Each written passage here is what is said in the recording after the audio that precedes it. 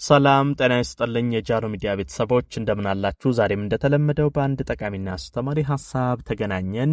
በዛሬው ፕሮግራሜ በርካታ ሴቶችን ሕይወት እየቀጠፈ ስለሚገኘው ስለ ጡት ካንሰር እነግራችኋለሁ።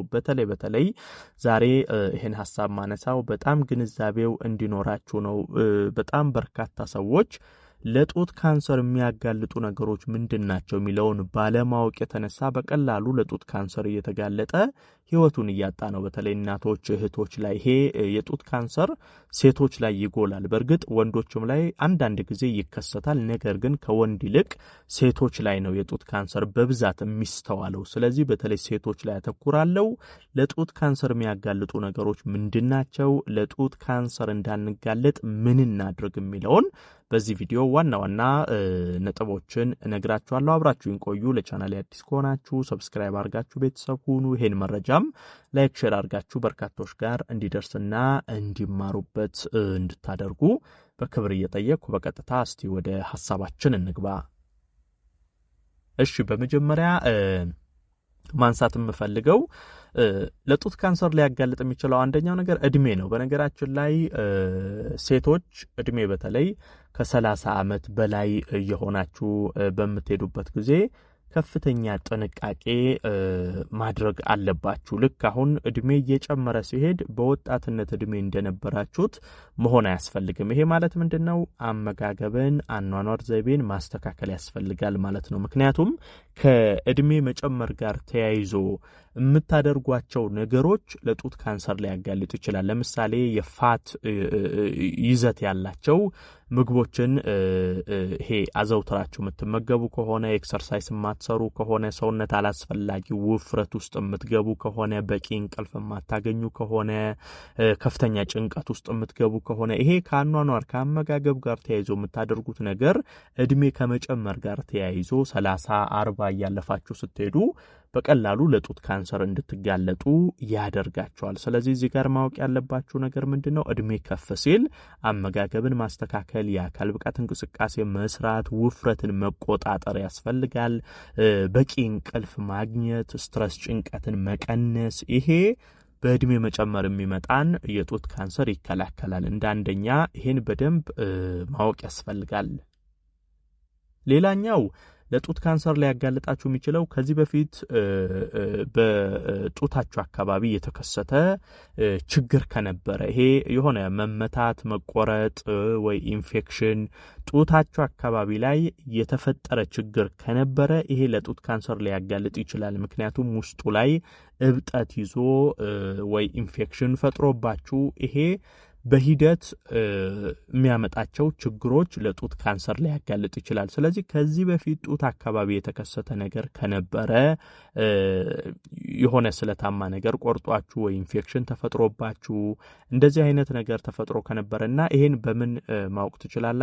ጡታችሁን ቀስ እያደረጋችሁ መነካካት። ስትነካኩት ውስጡ ላይ እብጠት ነገር ካለ፣ የጠጠረ ያበጠ ጡታችሁ አካባቢ የምትነኩ አይነት ከሆነ ይሄን ሕክምና ተቋም ሄዳችሁ መመርመር ያስፈልጋል። አንዳንዴ የሆነ ነገር መቷችሁ ቆርጧችሁ ላዩ ይድንና እናንተ ጸጥ ብላችሁት በኋላ ቀስ እያለ ስራችሁ ላይ እየሰደደ ስር እየያዘ እየሄደ ለጡት ካንሰር ላይ ያጋልጥ ይችላል። ስለዚህ ይሄንን ቼክ ማድረግ ያስፈልጋል።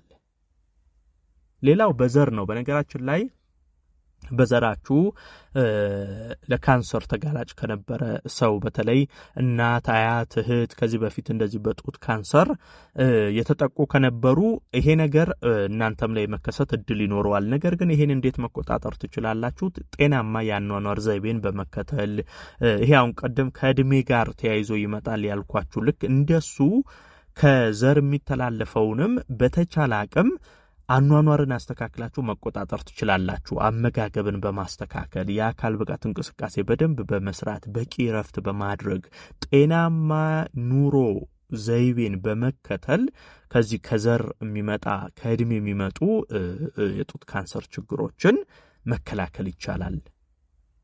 ሌላ ውፍረት ነው። ውፍረት በነገራችን ላይ በጣም ብዙ ችግሮች ያመጣል። ሰውነት ላይ አላስፈላጊ የስብ ክምችት ካለ፣ ቦርጭ፣ ውፍረት ካለ፣ ቦዲ ማስ ኢንዴክሳቸው የተስተካከለ ካልሆነ የጡት ካንሰር ሊከሰት ይችላል። በነገራችን ላይ ውፍረት ስላችሁ አሁን ከጊዜ በኋላ የመጣባችሁ ውፍረት ከሆነ ነው። አንዳንድ ሰዎች አሁን ከልጅነት ጀምሮ ወፍራም የነበሩ አሉ። ይሄ ከልጅነት ጀምሮ የመጣ ውፍረት ከሆነ ችግር የለውም። ነገር ግን አንዳንዴ ቀጭን ሆነው ነገር ግን ከሆነ ጊዜ በኋላ ወይ አመጋገባቸው ተበላሽቶ ወይ የአካል ብቃት እንቅስቃሴ ባለማድረግ በተለያየ ነገር ከነበሩበት ቅጥነት ወይንም ኖርማል አቋም ባንዴ ክብደታቸው ይጨምርና ውፍረት ውስጥ እንደዚህ አይነት ድንገተኛ ከጊዜ በኋላ የሚመጡ ውፍረቶች ናቸው ጉዳት የሚያመጡ። ስለዚህ ብትችሉ ይሄ ውፍረትን መቆጣጠር ለጡት ካንሰርም ለሌሎችም ችግሮች እንዳትጋለጡ ስለሚያደርግ እሱ ላይ ጥንቃቄ ማድረግ ያስፈልጋል። ሌላ መናገር የምፈልገው ከዚህ ከወሊድ ጋር ተያይዘው ያሉ ነገሮች ለጡት ካንሰር የሚያጋልጡ ነገሮች አሉ። ለምሳሌ ሴቶች ከ30 ዓመታችሁ በፊት ብትችሉ አንድ ልጅ ብትወልዱ መልካም ነው። ብዙ ጊዜ ከ30 ዓመት በኋላ የመጀመሪያ ልጃችሁን የምትወልዱ ከሆነ በነገራችን ላይ ይሄ በቅርብ የወጡ ጥናቶች ላይ እንደሚታዩት እንደውም አንድ ሴት እስከ 30 ዓመቷ ሳትወልድ ከዛ በኋላ 30 ቤት ውስጥ የመጀመሪያ ልጇን ስትወልድ ለጡት ካንሰር የመጋለጥ እድሏ በ12% ከፍ ይላል። ይሄ 12% ከ30 ዓመት በላይ ያሉ ሴቶች የመጀመሪያ ልጃቸውን ሲወልዱ ለጡት ካንሰር የሚጋለጡበት ነው። ስለዚህ ብትችሉ ሴቶች በጊዜ መውለድ የተሻለ ነው። ለጡት ካንሰር እንዳትጋለጡ ቢያንስ 20 ቤት ውስጥ ብትወልዱ መልካም ነው። ይሄ ከ30 በላይ ሲሆን የራሱ ጉዳት ስላለው እዚሁ ላይ የምጨምርላችሁ በነገራችን ላይ አለመውለድ ራሱ ለጡት ካንሰር ላይ ያጋልጥ ይችላል። አሁን ከወለዱ ሴቶች ይልቅ ከነጭራሹ ሳይወልዱ የሚኖሩ ሴቶች ለጡት ካንሰር የመጋለጥ እድል አላቸው። ስለዚህ ይሄ መውለድ በጊዜ መውለድ ይሄ ሴትነት ተፈጥሮ በራሱ ራሱን የሆነ ጫናም አለው ጥቅምም አለው። ስለዚህ እዚህ አካባቢ ላይ ግንዛቤው ሊኖራችሁ ይገባል ማለት ነው። ሌላ መጨመርላችሁ ለምሳሌ የወሊድ መከላከያ እዚህም ላይ በጣም ጥንቃቄ ማድረግ አለባችሁ። በነገራችን ላይ ዝም ብላችሁ ሴቶች ያገኛችሁትን የወሊድ መከላከያ መጠቀም ከሆርሞን ጋር የተያያዙ የተለያዩ ለውጦች ስለሚያመጣባችሁ ይሄ በራሱ ለጡት ካንሰርና ተያያዥ ችግሮች ሊዳርጋችሁ ይችላል። እዚህ ጋር የምነግራችሁ ምንድነው የሕክምና ባለሙያዎችን አማክራችሁ ዘላቂ የሆነ ጤናማ አንድ ቋሚ የወሊድ መከላከያ ዘዴን ብትጠቀሙ ጥሩ ነው እንጂ ያገኛችሁትን የወሊድ መከላከያ ዝም ብላችሁ እየገዛችሁ መጠቀም ይሄ በርካታ የሆርሞን ለውጦች ያመጣል። ከዚህ ጋር ተያይዞ ለዚህ ለጡት ካንሰር ሊያጋልጣችሁ ይችላል።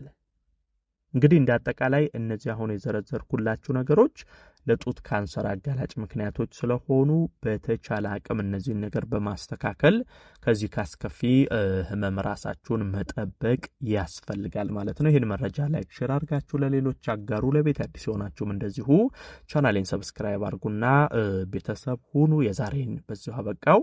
በቀጣይ ቀን ሌላ ጠቃሚና አስተማሪ ሐሳብ ይዤ ዳግም የምንገናኝ ይሆናል። እስከዛው በያላችሁበት መልካም ጊዜ